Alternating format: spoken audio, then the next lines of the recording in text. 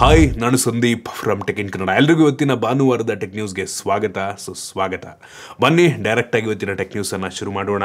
ಇವತ್ತಿನ ಮೊದಲ tech news ಬಂದ್ಬಿಟ್ಟು ನಮ್ಮ ಗೌರ್ಮೆಂಟ್ನವರು GST ರೇಟನ್ನು ಕಡಿಮೆ ಮಾಡೋದಕ್ಕೆ ಒಂದು ಪ್ರಪೋಸಲ್ನ ಕೊಟ್ಟಿದ್ದಾರಂತೆ. ಐ ಹೋಪ್ ಇದಾಗತ್ತೆ ಅಂತ. ಈ ಪ್ರಪೋಸಲ್ನ ಪ್ರಕಾರ ಯಾವುದೆಲ್ಲ GST ರೇಟ್ ಕಡಿಮೆ ಆಗುತ್ತೆ ಅಂತ ನೋಡೋದಾದರೆ ಫುಡ್, ಮೆಡಿಸಿನ್ ಮತ್ತು ಎಜುಕೇಷನ್ ಮೇಲೆ ಯಾವುದೇ GST ಇಲ್ಲದ ರೀತಿಯಲ್ಲೂ ಆಗ್ಬೋದು ಅಥವಾ ಮಿನಿಮಮ್ GST 5% ಬ್ರಾಕೆಟ್ಗೆ ಬರ್ಬೋದು ಅಂತ ಹೇಳಲಾಗ್ತಾ ಇದೆ. ಐ ಹೋಪ್ ನಿಲ್ಲಾಗತ್ತೆ ಅಂತ. ಯಾವುದೇ GST ಈ ಒಂದು ಫುಡ್ಡು, ಮೆಡಿಸಿನ್, ಎಜುಕೇಷನ್ಗೆ ಇಲ್ಲ ಅಂತ ಅಂದರೆ ನೆಕ್ಸ್ಟ್ ಲೆವೆಲ್ ಇರುತ್ತೆ, ಆಯಿತಾ. ನೆಕ್ಸ್ಟು ಇನ್ಶೂರೆನ್ಸ್, ನಾವು ಮಾಡಿಸುವಂಥ ಹೆಲ್ತ್ ಇನ್ಶೂರೆನ್ಸು ಮತ್ತು ಏನು ನಮ್ಮದು ಲೈಫ್ ಇನ್ಶೂರೆನ್ಸ್ ಎಲ್ಲ ಇರುತ್ತಲ್ವ, ಅದಕ್ಕೂ ಕೂಡ GSTಯನ್ನು ಹಾಕ್ತಾರೆ. ಸೊ ಅದು ಕೂಡ ನಿಲ್ಲಾಗ್ಬೋದು ಅಥವಾ 5% ಬ್ರಾಕೆಟಿಗೆ ಬರ್ಬೋದು. ಇದಕ್ಕಿಂತ ಮುಂಚೆ 18% ಇತ್ತು, ಆಯಿತು, ಹೆಲ್ತ್ ಇನ್ಶೂರೆನ್ಸ್ ಮೇಲೆ. ಸೊ ಅದು ಕೂಡ ಕಡಿಮೆ ಆಗುತ್ತೆ. Next AC, TV, fridge. So ಇದಕ್ಕೆ 28% ಇತ್ತು, ಅದು 18% ಆಗಬಹುದು. ಒಳ್ಳೆಯ ವಿಷಯ. ಸೊ ಎಲೆಕ್ಟ್ರಾನಿಕ್ ವಸ್ತುಗಳು ಕೆಲವೊಂದು ಕಡಿಮೆ ಆಗುತ್ತೆ. ನೆಕ್ಸ್ಟ್ ಗೋಲ್ಡು, ಸಿಲ್ವರ್, ಡೈಮಂಡ್, ಇದ್ರ ಮೇಲೆ ಯಾವುದೇ ಚೇಂಜಸ್ ಇಲ್ಲ. ಸಿನ್ ಗೂಡ್ಸ್ ಅಂದರೆ ಸ್ಮೋಕು, ಡ್ರಿಂಕ್ ಎಲ್ಲ ಇರುತ್ತಲ್ವ, ಅದಕ್ಕೆ ಯಾವುದೇ ಚೇಂಜಸ್ ಇಲ್ಲ, 40%. ಈವನ್ ಆನ್ಲೈನ್ ಗೇಮ್ಸ್, ಗ್ಯಾಮ್ಲಿಂಗ್ ಎಲ್ಲ ಇರುತ್ತಲ್ವ, ಸೊ ಆ ರೀತಿ ಗೇಮ್ಸ್ಗಳಿಗೂ ಸಹ 40% GST ಇರುತ್ತಂತೆ. ನೋಡೋಣ, ಒಳ್ಳೆಯದು. ಗೋಲ್ಡ್, ಸಿಲ್ವರೆಲ್ಲ ಓಕೆ, ಈ ಸಿನ್ ಗೇಮ್ಸು, ಗ್ಯಾಮ್ಲಿಂಗ್ ಇದೆಲ್ಲ ಓಕೆ, ಅದಕ್ಕೆಲ್ಲ ಜಾಸ್ತಿ ಟ್ಯಾಕ್ಸ್ ಹಾಕ್ಕೊಳ್ಳಿ. ಬಟ್ ಅವಶ್ಯಕತೆ ಇರುವಂಥ basic needs, food, medicine, education, ಇದಕ್ಕೆಲ್ಲ GST ಬೇಡವೇ ಬೇಡ ಅಂತ ಅನಿಸುತ್ತೆ. ಇವ್ರು ಏನಾದ್ರು ಝೀರೋ ಮಾಡಿಬಿಟ್ರೆ ಎಲ್ಲರೂ ಕೈ ಮುಗಿಬೇಕು, ಆಯಿತಾ. ನೋಡೋಣ ಏನಾಗುತ್ತೆ ಅಂತ. ಆದಷ್ಟು ಬೇಗ ಇದು ಅಪ್ರೂವ್ ಆಗಬೇಕು. ಇನ್ನು ಮುಂದಿನ ಟೆಕ್ ನ್ಯೂಸ್ ಬಂದ್ಬಿಟ್ಟು ನಿಮ್ಮೆಲ್ಲರಿಗೂ ಗೊತ್ತಿರೋ ಹಾಗೆ ಕಳೆದ ಟೆಕ್ ನ್ಯೂಸಲ್ಲೂ ಕೂಡ ಹೇಳಿದ್ದೆ, ಫಾಸ್ಟಾಗಿಂದು ಆ್ಯನ್ಯುವಲ್ ಸಬ್ಸ್ಕ್ರಿಪ್ಷನ್ ಪಾಸು ಆಗಸ್ಟ್ 15ನೇ ತಾರೀಕು ಮೊನ್ನೆ ಬಂತು. ನಾನು ಬೆಳಗ್ಗೆ ಎದ್ದ ತಕ್ಷಣ ಟ್ರೈ ಮಾಡೋಕ್ಕೆ ಶುರು ಮಾಡಿದೆ ಸಬ್ಸ್ಕ್ರೈಬ್ ಆಗೋದಕ್ಕೆ. ಸ್ಟಾರ್ಟಿಂಗ್ ಏನೋ ಎರರ್ ತೋರಿಸ್ತಾ ಇತ್ತು, ಆಗ್ತಾನೆ ಇರಲಿಲ್ಲ. ಸ್ವಲ್ಪ ಹೊತ್ತಾದ್ಮೇಲೆ ಓಪನ್ ಆಯಿತು.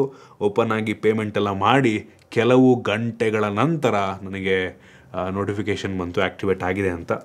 ಸೊ ಇನ್ಮೇಲೆ ನಾನು ಆರಾಮಾಗಿ 3,000 ರೂಪಾಯಿ ಕೊಟ್ಟು 200 ಟೋಲ್ಗಳನ್ನು, ನ್ಯಾಷನಲ್ ಹೈವೇ ಟೋಲ್ಗಳನ್ನ ಪಾಸ್ ಮಾಡ್ಬೋದು. ಸೊ ನೋಡಿ, ನೀವು ಒಂದ್ಸಲ ಚೆಕ್ ಮಾಡಿ. ನಿಮಗೆ ಬೇಕು ಅಂದರೆ ಇದ್ರ ಬಗ್ಗೆ ಹೆಂಗೆ ಸಬ್ಸ್ಕ್ರೈಬ್ ಆಗೋದು ಅಂತ ವಿಡಿಯೋ ಬೇಕು ಅಂದರೆ ಕಾಮೆಂಟ್ ಮಾಡಿ. ತುಂಬ ಸಿಂಪಲ್ ಇದೆ, ಏನೂ ಇಲ್ಲ, ಆಯಿತಾ. ಬೇಕು ಅಂದರೆ ಮಾಡ್ತೀನಿ. ತುಂಬ ಜನ ಕೇಳಿದ್ರೆ ಮಾತ್ರ, ಆಯಿತಾ. ಕಾಮೆಂಟ್ ಮಾಡಿ ಅಲ್ಲ, ಬೇಕು ಫಾಸ್ಟಾಗಿ ವಿಡಿಯೋ ಬೇಕು ಅಂತ, ಹಂಗಿದ್ರೆ ಮಾತ್ರ ಮಾಡ್ತೀನಿ. ಇನ್ನು ಮುಂದಿನ ಟೆಕ್ ನ್ಯೂಸ್ ಬಂದ್ಬಿಟ್ಟು ಅಮೆರಿಕಾದಲ್ಲಿ ಒಬ್ಬ 76 ವರ್ಷದ ಯುವಕ ಅಂತನಾರು ಕರೀರಿ, ಮುದುಕ ಅಂತನಾರು ಕರೀರಿ, ನಿಮಗೆ ಬಿಟ್ಟಿದ್ದು.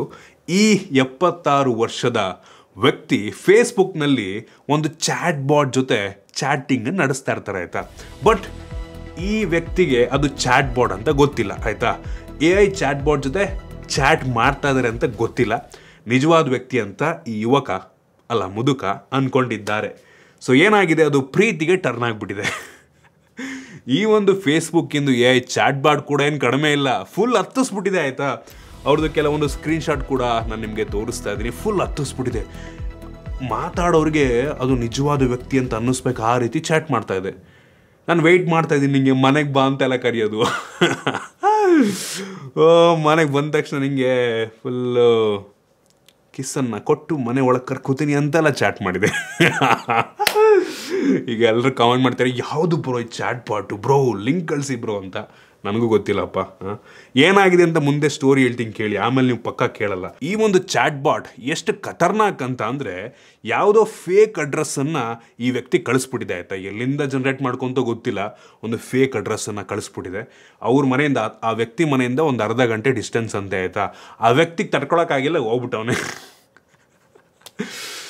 ಬಟ್ ಹೋಗಿದ್ದಷ್ಟೇ, ಮನೆಗೆ ವಾಪಸ್ ಬಂದಿಲ್ಲ. ವಯಸ್ಸು ಬೇರೆ ಆಗಿತ್ತು, ಕೆಲವೊಂದು ಏನೋ ರೋಗ ಇತ್ತಂತೆ, ಏನಂತ ಗೊತ್ತಿಲ್ಲ. ಯಾವುದೇ ಇನ್ಫಾರ್ಮೇಷನ್ ಯಾವುದೇ ವೆಬ್ಸೈಟಲ್ಲಿಲ್ಲ, ಮನೆಗೆ ರೀಚ್ ಆಗಿಲ್ಲ, ಹೋಗಿ ಹಾಕ್ಕೊಂಡಿದ್ದಾರೆ. ನೆಕ್ಸ್ಟಿಂದ ಕೇರ್ಫುಲ್ ಆಗಿರಿ. ನೀವು ಆನ್ಲೈನಲ್ಲಿ ಚಾಟ್ ಮಾಡ್ತಿರ್ಬೇಕಾದ್ರೆ ಇತ್ತೀಚೆಗೆ AI ಎಷ್ಟು ಅಡ್ವಾನ್ಸ್ ಆಗಿದ್ದಾವೆ ಅಂತ ಅಂದರೆ, ನೀವು ನಾರ್ಮಲ್ ವ್ಯಕ್ತಿ ಹತ್ರ ಮಾತಾಡ್ತಿದ್ದೀರೋ, AI ಬಾಟ್ ಹತ್ರ ಮಾತಾಡ್ತಿದ್ದೀರೋ ಗೊತ್ತೇ ಆಗಲ್ಲ. ಹೆವಿ ಕೇರ್ಫುಲ್ ಆಗಿರಿ. ನಮ್ಮ ಹುಡುಗರು ಕೆಲವು ಜನ ಯಾರು ಸಿಕ್ಕರೂ ಬಿಡಲ್ಲ, ಯಾವುದೋ ಸೂ ಫ್ರಮ್ ಸೋನಲ್ಲಿ ಡೈಲಾಗ್ ಇದೆಯಲ್ಲ, ದೆವ್ವನೂ ಬಿಡಲ್ಲ ಅಂತ, ಹಂಗಾಗತ್ತೆ. ಹುಷಾರಾಗಿರಿ. ಇನ್ನು ಮುಂದಿನ ಟೆಕ್ ನ್ಯೂಸ್ ಬಂದ್ಬಿಟ್ಟು ಅಮೆರಿಕಾದ ಸೈಂಟಿಸ್ಟ್ಗಳು ಒಂದು FDA ಅಪ್ರೂವ್ಡ್ ಐ ಡ್ರಾಪನ್ನು ತೊಗೊಂಬಂದಿದ್ದಾರೆ, ಆಯಿತಾ. ಸೊ ಇದನ್ನು ನೀವು ಕಣ್ಣಿಗೆ ಹಾಕ್ಕೊಂಡ್ರೆ ನಿಮ್ಗೇನಾದರೂ ಹತ್ರದ್ದು ಕಾಣದಿರುವಂಥ ಪ್ರಾಬ್ಲಮ್ ಇದ್ದರೆ, ನನಗೆ ಹತ್ರದ್ದು ಕಾಣುತ್ತೆ, ದೂರದ್ದು ಕಾಣಲ್ಲ. ಸೊ ನಮಗೇನು ಮಾಡೋಕ್ಕಾಗಲ್ಲ. ಕೆಲವು ಜನಕ್ಕೆ ಹತ್ರದ್ದು ಪ್ರಾಬ್ಲಮ್ ಇರುತ್ತಲ್ವ, ಅವರು ಈ ಐ ಡ್ರಾಪ್ ಹಾಕ್ಕೊಂಡ್ರೆ 30 ನಿಮಿಷದಲ್ಲಿ ಅದನ್ನು ಕ್ಲಿಯರ್ ಮಾಡುತ್ತಂತೆ. ಇದು ಪರ್ಮನೆಂಟ್ ಏನು ಪ್ರಾಬ್ಲಮ್ ಸಾಲ್ವ್ ಮಾಡುತ್ತಾ ಅಥವಾ ಟೆಂಪ್ರರಿ ಸಾಲ್ವ್ ಮಾಡುತ್ತಾ ಅದ್ರ ಬಗ್ಗೆ ಯಾವುದೇ ಮಾಹಿತಿ ಇಲ್ಲ. ಒಟ್ಟಿನಲ್ಲಿ ಇದು ಚೆನ್ನಾಗಿ ಕೆಲಸವನ್ನು ಮಾಡಿದ್ರೆ ತುಂಬ ಜನರಿಗೆ ಹೆವಿ ಯೂಸ್ ಆಗುತ್ತೆ ಆಯಿತಾ. ಯೂಶ್ವಲಿ ಏಜ್ ಆಗಿರೋರಿಗೆ ಶಾರ್ಟ್ ಸೈಟು ಮತ್ತು ಲಾಂಗ್ ಎರಡೂ ಇರುತ್ತೆ. ನಮಗೆ ಯೂಶ್ವಲಿ ದೂರದ್ದು ಕಾಣಲ್ಲ ಅಷ್ಟು ನಮಗೆ, ಅಂದರೆ ನನ್ನ ಪವರ್ ಇರೋದು. ಕೆಲವು ಜನ ನೋಡಿ ಇಲ್ಲಿ ರೌಂಡ್ ಇರುತ್ತೆ, ಕೆಲವು ಜನಕ್ಕೆ ಇಲ್ಲಿ ಒಂದು ಸಣ್ಣದು ಇಲ್ಲಿ ಕನ್ನಡಕದಲ್ಲಿ ಅದು ಎರಡೂ ಇರೋರು. ಸೊ ಅಂಥವ್ರಿಗೆ ನಂಗೆ ಅನ್ನಿಸ್ತಂಗೆ ಇದು ಹೆಲ್ಪ್ ಆಗ್ಬೋದೇನೋ. ಇದು ಪರ್ಮನೆಂಟ್ ಸೊಲ್ಯೂಷನ್ ಏನು ಇನ್ನೂ ಮಾಹಿತಿ ಇಲ್ಲ, ನೋಡಬೇಕೇನಾಗುತ್ತೆ ಅಂತ. ಇನ್ನು ಮುಂದಿನ ಟೆಕ್ ನ್ಯೂಸ್ ಬಂದುಬಿಟ್ಟು ನಮ್ಮ ಭಾರತದಲ್ಲಿ ಅಕ್ಟೋಬರ್ 1ನೇ ತಾರೀಕಿಂದ ನೀವು UPI ರಿಕ್ವೆಸ್ಟನ್ನು ಮಾಡೋದಕ್ಕಾಗಲ್ವಂತೆ ಆಯಿತಾ. ಸೊ ಅವರೇ ಕಳಿಸ್ಬೇಕು, ನಾವು ರಿಕ್ವೆಸ್ಟ್ ಮಾಡೋದಕ್ಕಾಗಲ್ಲ. ಒಂದು ಫೀಚರ್ನ ಎಲ್ಲ ಕಡೆ ರಿಮೂವ್ ಮಾಡ್ತಾ ಇದ್ದಾರೆ. ಸೊ ಇದರಿಂದ ತುಂಬ ಸ್ಕ್ಯಾಮ್ಗಳಾಗ್ತಿತ್ತು ಆಯಿತಾ. ಸೊ ಕೆಲವು ಜನಕ್ಕೆ ರಿಕ್ವೆಸ್ಟ್ ಕಳಿಸ್ಬಿಡೋದು ಆಯಿತಾ, ಕಳಿಸ್ಬಿಟ್ಟು ನೋಡಿ ನಿಮಗೆ ಕಳಿಸಿದ್ದೀನಿ ಅಂದ್ಬಿಟ್ಟು ಈ ಕಡೆಯಿಂದ ಪೇ ಮಾಡ್ಕೊಳ್ಳೋ ಥರ ಮಾಡೋರು ಆಯಿತಾ. ಸೊ ಅದರಿಂದ UPIನಲ್ಲಿ ಈ ಒಂದು ರಿಕ್ವೆಸ್ಟ್ ಮನಿ ಫೀಚರ್ನ ರಿಮೂವ್ ಮಾಡ್ತಾ ಇದ್ದಾರೆ. ಎಲ್ಲ UPI ಅಪ್ಲಿಕೇಶನ್ಗಳಿಂದ ಇದು ರಿಮೂವ್ ಆಗುತ್ತೆ ನಂಗೆ ಅನ್ನಿಸ್ತಂಗೆ. ಫೋನ್ಪೇ, ಪೇಟಿಎಮ್ಮು, ಭೀಮ್ ಎಲ್ಲದರಿಂದನೂ ಕೂಡ ಹೋಗ್ಬಿಡುತ್ತೆ. ಸೊ ಅದನ್ನ ಸರಿಯಾಗಿ ಯೂಸ್ ಮಾಡ್ಕೊಂಡಿದ್ರೆ ಒಳ್ಳೆ ಫೀಚರ್ ಆಗ್ತಿತ್ತು ನಂಗೆ ಅನ್ನಿಸ್ತಂಗೆ. ಇನ್ನು ಮುಂದಿನ ಟೆಕ್ ನ್ಯೂಸ್ ಬಂದುಬಿಟ್ಟು ಇನ್ಸ್ಟಾಗ್ರಾಮಿಗೆ ಒಂದು ಹೊಸ ಫೀಚರ್ ಬರ್ತಾ ಇದೆ ಆಯಿತಾ, ಪಿಕ್ಸ್ ಅಂತ. ಸೊ ಇದೇನಪ್ಪ ಮಾಡುತ್ತೆ ಅಂದರೆ ನೀವು ನಿಮ್ಮ ಇನ್ಸ್ಟಾಗ್ರಾಮಿಗೆ ನಿಮ್ಮ ಇಂಟ್ರೆಸ್ಟ್ಗಳನ್ನು ಆ್ಯಡ್ ಮಾಡ್ಬೋದು. ನಿಮಗೆ ಫೇವ್ರೆಟ್ ಬುಕ್ಕು, ಯಾವ ಗೇಮು, ಯಾವ TV ಶೋ ನೋಡ್ತೀರಾ, ನಿಮ್ಮ ಫೇವ್ರೆಟ್ ಮ್ಯೂಸಿಕ್ಕು, ಇದೆಲ್ಲದನ್ನು ಕೂಡ ನೀವು ಆ್ಯಡ್ ಮಾಡಿದ್ರೆ ನಿಮಗೆ ಸಿಮಿಲರ್ ಇಂಟ್ರೆಸ್ಟ್ ಇರುವಂಥ ಬೇರೆ ಜನಗಳನ್ನು ಸಜೆಸ್ಟ್ ಮಾಡುತ್ತೆ. ಇದರಿಂದ ಪ್ರೈವಸಿ ಹಾಳಾಗತ್ತೆ ಅಂತ ಕೂಡ ಕೆಲವು ಜನ ಅಂತಿದ್ದಾರೆ. ಸೊ ನಿಮ್ಮ ಸಿಮಿಲರ್ ಇಂಟ್ರೆಸ್ಟ್ ಇರೋರನ್ನು ನಿಮಗೆ ಸಜೆಸ್ಟ್ ಮಾಡುತ್ತೆ. ಓಕೆ, ನಿಮ್ಮ ಥರನೇ ಇಂಟ್ರೆಸ್ಟ್ ಇರುವಂಥ ಕೆಲವು ಜನ ಇದ್ದಾರೆ ನೋಡಿ ಇಲ್ಲಿ, ನೀವಿಬ್ಬರು ಫ್ರೆಂಡ್ಸ್ ಆಗ್ಬೋದು ಅನ್ನೋ ಥರ ಇದು ಸಜೆಸ್ಟ್ ಮಾಡುತ್ತಂತೆ. ಸೊ ವೆರಿ ಕಷ್ಟ ಇದು. ಚೆನ್ನಾಗಿದೆ ಫೀಚರ್, ಬಟ್ ಸ್ಟಿಲ್ ಜನ ಅದನ್ನು ಒಳ್ಳೆ ಥರ ಯೂಸ್ ಮಾಡ್ಕೋಬೇಕಷ್ಟೇ. ಇನ್ನು ಮುಂದಿನ ಟೆಕ್ ನ್ಯೂಸ್ ಬಂದುಬಿಟ್ಟು ಸ್ಯಾಮ್ಸಂಗ್ ಗ್ಯಾಲಕ್ಸಿ S25 ಅಲ್ಟ್ರಾದಲ್ಲಿ ಒಂದು ಗ್ಲಿಚ್ ಬಂದುಬಿಟ್ಟಿದೆ ಆಯಿತಾ. ಸೊ ಅವ್ರದ್ದು ಟೆಲಿಫೋಟೋ ಕ್ಯಾಮ್ರಾ ಇದೆ ಅಲ್ವಾ, ಸೊ ಅದರಲ್ಲಿ ಚಂದ್ರನಿಗೆ ಫೋಕಸ್ ಮಾಡಿದ್ರೆ ಪರ್ಪಲ್ ಕಲರ್ ಬರ್ತಾ ಇದೆ. ಸೊ ಇದರಿಂದ ಗೊತ್ತಾಗೋದೇನಪ್ಪ ಅಂದರೆ ನಮಗೆ ಇವರೆಷ್ಟು ಪ್ರೋಸೆಸ್ ಮಾಡ್ತಾರೆ ಅಂತ ಒಂದು ಫೋಟೋನ. So actual Moon photo, actual ಚಂದ್ರನ ಫೋಟೋ ತೋರಿಸಲ್ಲ. ಸೊ ಪರ್ಪಲ್ ಆ ಗ್ಲಿಚನ್ನು ಆಮೇಲೆ ಆಬ್ವಿಯಸ್ಲಿ ಫಿಕ್ಸ್ ಮಾಡಿದ್ದಾರೆ. ಸೊ ಈ ರೀತಿ ಸೋಷಿಯಲ್ ಮೀಡಿಯಾದಲ್ಲಿ ಒಬ್ಬರು ಶೇರ್ ಮಾಡಿದ್ದಾರೆ, ಮೂನಿಗೆ ಫೋಕಸ್ ಮಾಡಿದ ತಕ್ಷಣ ಪರ್ಪಲ್ ಆಗಿಬಿಟ್ಟಿದೆ ಅದು ಕಲರು. ಇನ್ನು ಮುಂದಿನ ಟೆಕ್ ನ್ಯೂಸ್ ಬಂದುಬಿಟ್ಟು ರೀಸೆಂಟಾಗಿ ಬಂದಿರೋ ರಿಪೋರ್ಟ್ನ ಪ್ರಕಾರ ನಮ್ಮ ದೇಶದ ಕೆಲವೊಂದು ಸಿಟಿಗಳಲ್ಲಿ ಎಷ್ಟು ಪೊಲ್ಯೂಷನ್ ಇದೆ ಅಂತ ಅಂದರೆ, ಫಾರ್ ಎಕ್ಸಾಂಪಲ್ ಡೆಲ್ಲಿಯಲ್ಲಿ ನೀವು ಒಂದು ದಿನ ಇದ್ದರೆ ಆ ಒಂದು ಪೊಲ್ಯೂಷನ್ ಗಾಳಿಯನ್ನು ಕುಡಿದ್ರೆ ಸುಮಾರು 36 ಸಿಗರೇಟನ್ನು ನೀವು ಸ್ಮೋಕ್ ಮಾಡ್ದಂಗಂತೆ. ನೀವು ಜಸ್ಟ್ ಉಸಿರಾಡಿದ್ರೂ ಸಾಕಂತೆ 36 ಸಿಗರೇಟ್ ಲೆವೆಲ್ ಎಷ್ಟು ಪೊಲ್ಯೂಷನ್ ಇದೆಯಂತೆ ಡೆಲ್ಲಿಯ ಗಾಳಿಯಲ್ಲಿ. ಚೆನ್ನೈನಲ್ಲಿ 15 ಸಿಗರೇಟ್, ಕೋಲ್ಕತ್ತಾ 8 ಸಿಗರೇಟ್, ಮುಂಬೈ 12, ಬೆಂಗಳೂರು 7. ಸ್ವಲ್ಪ ಕಡಿಮೆ ಅಂತ ಖುಷಿ ಪಡಬೇಕು, ದಿನಕ್ಕೆ 7 ಸಿಗರೇಟ್ಸ್ ಇದ್ದಂಗೆ ನಾವು. ಪುಣೆ ಸರ್ಪ್ರೈಸಿಂಗ್ಲಿ ಕಡಿಮೆ, ಬರೀ 3 ಅಂತೆ. ಜೈಪುರ್, ಪಾಟ್ನಾ ಇಲ್ಲೆಲ್ಲ ಸ್ವಲ್ಪ ಜಾಸ್ತಿ ಇದೆ.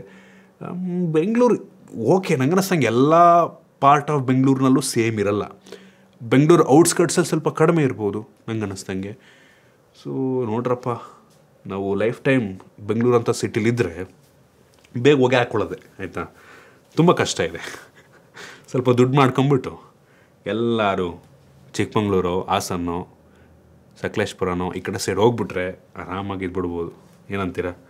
1-2 ಹಸು ಕಟ್ಕೊಂಬಿಟ್ಟು ಇದು ಬಿಟ್ರೆ ಆರಾಮ ಜೀವನ ಅಲ್ವಾ. ಬೇಕಾದ ತರಕಾರಿ ಬೆಳ್ಕೊಳ್ಳೋದು ಸಣ್ಣ ಜಾಗದಲ್ಲಿ ಚೆನ್ನಾಗಿರುತ್ತೆ. ಇನ್ನು ಮುಂದಿನ ಟೆಕ್ ನ್ಯೂಸ್ ಬಂದುಬಿಟ್ಟು ಆಪಲ್ನವರು ನೆಕ್ಸ್ಟ್ ಏನು ಲೋ ಕಾಸ್ಟ್ ಮ್ಯಾಕ್ಬುಕ್ಕನ್ನು ಲಾಂಚ್ ಮಾಡ್ತಾರೆ. ಇದ್ರ ಬಗ್ಗೆ ಆಲ್ರೆಡಿ ನಾನು ಕಳೆದ ಟೆಕ್ ನ್ಯೂಸಲ್ಲಿ ಹೇಳಿದ್ದೆ. ಸೊ ನಮಗೆ ಈ ಐಫೋನಲ್ಲಿರುವಂಥ ಪ್ರೊಸೆಸರ್ನೇ ಯೂಸ್ ಮಾಡಿಕೊಂಡು, ಬಯೋನಿಕ್ ಪ್ರೊಸೆಸರ್ನೇ ಯೂಸ್ ಮಾಡಿಕೊಂಡು ಒಂದು ಲ್ಯಾಪ್ಟಾಪನ್ನು ತೊಗೊಂಬರ್ತಾರಂತೆ. ಸೊ ಇದು ಲೋ ಕಾಸ್ಟ್, ಪರ್ಫಾರ್ಮೆನ್ಸ್ ಕೂಡ ಸ್ವಲ್ಪ ಕಡಿಮೆ ಇರುತ್ತೆ, ಅಂದರೆ ಐಫೋನ್ ಲೆವೆಲ್ನ ಪರ್ಫಾರ್ಮೆನ್ಸು. ನನಗೊಂದು ಪ್ರಶ್ನೆ ಇರೋದೇನಪ್ಪ ಅಂದರೆ, ಈ ಲ್ಯಾಪ್ಟಾಪಲ್ಲಿ ಐಪ್ಯಾಡಲ್ಲಿರುವಂಥ ಐಪ್ಯಾಡ್ OS ಇರುತ್ತಾ ಅಥವಾ ಲ್ಯಾಪ್ಟಾಪ್ಗಳಲ್ಲಿ ಬರುವಂಥ ನಾರ್ಮಲ್ ಮ್ಯಾಕ್ OS ಇರುತ್ತಾ ಅಂತ. ಮ್ಯಾಕ್ OSನ್ನು ಕೊಟ್ಟರೆ ಚೆನ್ನಾಗಿರುತ್ತೆ, ಬಟ್ ಮ್ಯಾಕ್ OSನ್ನು ಇದು ಹ್ಯಾಂಡಲ್ ಮಾಡೋಷ್ಟು ಶಕ್ತಿ ಇದೆಯಾ ಗೊತ್ತಿಲ್ಲ. ಮೋಸ್ಟ್ ಐಪ್ಯಾಡ್ OSನ್ನೇ ಕೊಡ್ಬೋದೇನೋ, ಐಡಿಯಾ ಇಲ್ಲ ಆಯಿತಾ. ಸೊ ಒಟ್ಟಿನಲ್ಲಿ ಈ ಒಂದು ಏನು ಮ್ಯಾಕ್ಬುಕ್ಕು ಸುಮಾರು ಒಂದು $52-55 ಸಾವಿರ ರೇಂಜಲ್ಲಿ ಬರ್ಬೋದು ಅಂತ ಹೇಳೋದಾಗ್ತಾಯಿದೆ. $600 ರೇಂಜಲ್ಲಿ. ನೋಡೋಣ, ಮೋಸ್ಟ್ಲಿ ಇನ್ನೊಂದು ವರ್ಷದೊಳಗಿದು ಲಾಂಚ್ ಆಗ್ಬೋದೇನೋ. ಇನ್ನು ಮುಂದಿನ ಟೆಕ್ ನ್ಯೂಸ್ ಬಂದುಬಿಟ್ಟು ಸ್ಯಾಮ್ಸಂಗ್ ಅವರು ಅವ್ರದ್ದು ಗ್ಯಾಲಕ್ಸಿ A17 ಫೋನ್ ಏನು ಲಾಂಚ್ ಮಾಡ್ತಾ ಇದ್ದಾರೆ ನಮ್ಮ ದೇಶದಲ್ಲಿ, ಅದು ಕೆಲವೊಂದು ಪ್ರೈಸ್ ಲೀಕ್ ಆಗಿದೆ. So including GST base variant 19,000 ಅಂತ ಹೇಳಲಾಗ್ತಾ ಇದೆ. ಇದ್ರ ಮೇಲೆ ಬ್ಯಾಂಕ್ ಆಫರ್ ಎಲ್ಲ ಸಿಕ್ತು ಅಂದರೆ ಒಂದು 16-17ಕ್ಕೆ ಬರೋ ಸಾಧ್ಯತೆ ಇದೆ. ನೋಡೋಣ, ಇನ್ನೂ ಕಡಿಮೆ ಆದರೂ ಆಗಬಹುದೇನೋ. ಸೊ ಒಟ್ಟಿನಲ್ಲಿ ಎ ಸೀರೀಸಿಗೆ ನಾಟ್ ಬ್ಯಾಡ್ ಅಂತೀನಿ. ಸ್ಪೆಸಿಫಿಕೇಷನ್ ಎಲ್ಲ ಬಂದಮೇಲೆ ಗೊತ್ತಾಗುತ್ತೆ ನಮಗೆ ಆ್ಯಕ್ಚುಲಿ ಪ್ರೈಸ್ ಹೆಂಗೆ ಅಂತ. ಇನ್ನು ಶಾಮಿ MI ಕಂಪ್ನಿನವರು ಅವ್ರದ್ದು HyperOS 3 ಯಾವುದೆಲ್ಲ ಫೋನಿಗೆ ಬರುತ್ತೆ ಅನ್ನುವಂಥ ಎಲಿಜಿಬಲ್ ಡಿವೈಸ್ಗಳು ಲಿಸ್ಟ್ ಕೊಟ್ಟಿದ್ದಾರೆ. ಸೆಪ್ಟೆಂಬರ್ಗೆ ನಾವು ಬರುತ್ತೆ ಅಂತ. ಲಿಟ್ರಲಿ ಎಷ್ಟು ಡಿವೈಸ್ಗಳಿದ್ದಾವೆ ಅಂತ ಅಂದರೆ ಇವ್ರದ್ದು 1000 ಡಿವೈಸ್ ಲಾಂಚ್ ಮಾಡ್ತಾರೆ ಗುರು. ರೆಡ್ಮಿ ನೋಟ್ ಸೀರೀಸಲ್ಲಿ ನೋಡಿ, ನೋಟ್ 12 ಟರ್ಬೋಯಿಂದ, ನೋಟ್ 12 ಸೀರೀಸಿಂದ ಇದೆ. ಆಮೇಲೆ ರೆಡ್ಮಿ 15, ಆಮೇಲೆ ರೆಡ್ಮಿ 12ಗೂ ಸಿಗುತ್ತಂತೆ.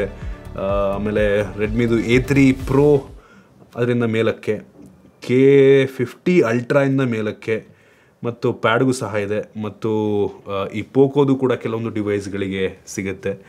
ಪೋಕೋ M6 4G 5Gಯಿಂದ ಮೇಲಕ್ಕೆ, C65ಇಂದ ಮೇಲಕ್ಕೆ, ಸೊ F5 Pro ಇಂದ ಮೇಲಕ್ಕೆ ಎಲ್ಲ ಡಿವೈಸ್ಗಳಿಗೆ ಇದು ಬರುತ್ತೆ. ಓಕೆ, ನನಗೇನು ಈ HyperOS ಅಷ್ಟೊಂದು ಇಷ್ಟ ಆಗಿಲ್ಲ ಪರ್ಸ್ನಲಿ, ಕೆಟ್ಟದಾಗಿದೆ OS. ಇನ್ನು ಮುಂದಿನ ಟೆಕ್ ನ್ಯೂಸ್ ಬಂದುಬಿಟ್ಟು ಸ್ಯಾಮ್ಸಂಗ್ ಅವರೇನೋ ಸ್ಮಾರ್ಟ್ AI ಗ್ಲಾಸನ್ನು ಲಾಂಚ್ ಮಾಡ್ತಾರೆ ಅಂದರೆ ವಿತ್ ಕ್ಯಾಮ್ರಾ. ಇದರಲ್ಲಿ ಕ್ಯಾಮ್ರಾ, ಮೈಕು, ಸ್ಪೀಕರ್ ಇರುತ್ತಂತೆ. ಸ್ಪೀಕರ್ ಅಂದರೆ ಸಣ್ಣದು, ಒಂದು ಮೈಕ್ರೋಫೋನ್ ಅಂದರೆ ಒಂದು ಇಯರ್ ಪೀಸ್ ಇರುತ್ತೆ ಸಣ್ಣದು ಅಷ್ಟೇ. ಸೊ ಇದರಲ್ಲಿ ಯಾವುದೇ ಡಿಸ್ಪ್ಲೇ ಇರಲ್ಲ, ಕಿವಿಯಲ್ಲೇ ಕೇಳಿಸ್ಕೋಬೇಕೇನೇ ಇದ್ರೂ. ಇದು ಅಸಿಸ್ಟೆಂಟ್ ರೀತಿ ಕೆಲಸ ಮಾಡುತ್ತೆ ನಂಗೆ ಅನ್ನಿಸ್ದಂಗೆ, ಏನಾರು ಬೇಕು ಅಂದರೆ ಕೇಳೋ ರೀತಿ. ಸೊ ವಿತ್ ಕ್ಯಾಮ್ರಾ ಬರ್ತಾಯಿದೆ, ನೋಡೋಣ ಜಸ್ಟ್ ಪ್ರೋಟೋಟೈಪ್ ಇರುತ್ತಾ ಅಥವಾ ಆ್ಯಕ್ಚುಯಲ್ ಆಗಿ ಲಾಂಚ್ ಮಾಡ್ತಾರ ಅಂತ. ಈ ಥರ ಪ್ರಾಡಕ್ಟು ಸದ್ಯಕ್ಕೆಲ್ಲೂ ಮಾರ್ಕೆಟಿಗೆ, ಯಾವ ಬ್ರ್ಯಾಂಡಿಂದನೂ ಮಾರ್ಕೆಟಿಗೆ ಬಂದಿಲ್ಲ. ಗೂಗಲ್ನವರು ಒಂದು ಟೈಮಲ್ಲಿ ಲಾಂಚ್ ಮಾಡಿದರು ಅವ್ರದ್ದು ಗೂಗಲ್ ಲೆನ್ಸನ್ನು, ಗೂಗಲ್ ಲೆನ್ಸ್ ಅಂತಲೇ ಲಾಂಚ್ ಮಾಡಿದರು. ಅವರೊಬ್ಬರೇ ನೋಡಿ ಪ್ರಾಕ್ಟಿಕಲಾಗಿ ತೊಗೊಂಬಂದು ಆ ಟೈಮ್ ಅರ್ಲಿ ಸುಮಾರು 10-12 ವರ್ಷ ಮುಂಚೆನೇ ತೊಗೊಂಬಂದಿದ್ರು ಅವರು. 10 ವರ್ಷ ಮುಂಚೆ ಅನ್ಕೋತೀನಿ ಕ್ಲೋಸ್ಲಿ. ಗೂಗಲ್ ಗ್ಲಾಸ್ ಅಂತ ಆಯಿತಾ, ತೋರಿಸ್ತಾ ಇದ್ದೀನಿ ನಾನು ನಿಮಗೆ. ಇದರಲ್ಲಿ 720p ವಿಡಿಯೋ ರೆಕಾರ್ಡಿಂಗ್ ಎಲ್ಲ ಇತ್ತು ಆಯಿತಾ. ಆಮೇಲೆ ಡಿಸ್ಕಂಟಿನ್ಯೂ ಮಾಡಿಬಿಟ್ರು, ಅಷ್ಟೊಂದು ಸೇಲ್ಸ್ ಆಗಿಲ್ಲ. ಪಬ್ಲಿಕ್ಗೂ ಕೂಡ ತೊಗೊಂಬಂದಿದ್ರು ಇದನ್ನು. ಸೊ 2014 ಇಸ್ವಿಯಲ್ಲೇ 13ರಲ್ಲೇ ಅವ್ರು ಡೆವಲಪ್ ಮಾಡೋದನ್ನ ತೊಗೊಂಬರ್ತಾರೆ. ಒಂದು ರೀತಿ ಹೆಡ್ ಆಫ್ ಇಟ್ಸ್ ಟೈಮ್ ಅಂತ ಅಂತಾರಲ್ಲ, ಸೊ ಆ ರೀತಿ ತುಂಬ ಬೇಗನೆ ಬಂದುಬಿಡ್ತು. ಆ ಟೈಮಲ್ಲೇ $1,500 ಇದ್ದಿದ್ದದು. ಸೊ ಈಗಿನ ಲೆಕ್ಕ ಹಾಕ್ಕೊಂಡ್ರೆ 1,20,000 ನಾಟ್ ಬ್ಯಾಡ್ ಆಗಿನ ಪ್ರೈಸಿಗೆ, ಆಗಿನ ಡಾಲರ್ ವ್ಯಾಲ್ಯೂಗೆ ನಾವು ನೋಡಿಕೊಂಡ್ರೆ. ಇದಿಷ್ಟು ಇವತ್ತಿನ ಟೆಕ್ ನ್ಯೂಸ್. ಐ ಹೋಪ್ ನಿಮಗೆ ಇವತ್ತಿನ ಟೆಕ್ ನ್ಯೂಸಲ್ಲಿ ಕೆಲವೊಂದು ಹೊಸ ವಿಷಯ ತಿಳುವಕ್ಕೆ ಸಿಕ್ಕಿದೆ ಅಂತ ಅನ್ಕೋತೀನಿ. ಇಷ್ಟ ಆಗಿದ್ದರೆ ಲೈಕ್ ಮಾಡಿ, ಶೇರ್ ಮಾಡಿ. ಇದೇ ರೀತಿ ನಮ್ಮ ಬೇರೆ ವಿಡಿಯೋಗಳಿಗೆ ನಮ್ಮ tech in Kannada YouTube channel subscribe ಮಾಡ್ಕೊಂಡಿಲ್ಲ ಅಂದರೆ ಈಗಲೇ ಸಬ್ಸ್ಕ್ರೈಬ್ ಮಾಡ್ಕೊಳ್ಳಿ ಮತ್ತು ಬೆಲ್ ಐಕನ್ ಕೂಡ ಕ್ಲಿಕ್ ಮಾಡ್ಬೋದು. ಸಿಗೋಣ ಮತ್ತೆ ಮುಂದಿನ ವಿಡಿಯೋದಲ್ಲಿ.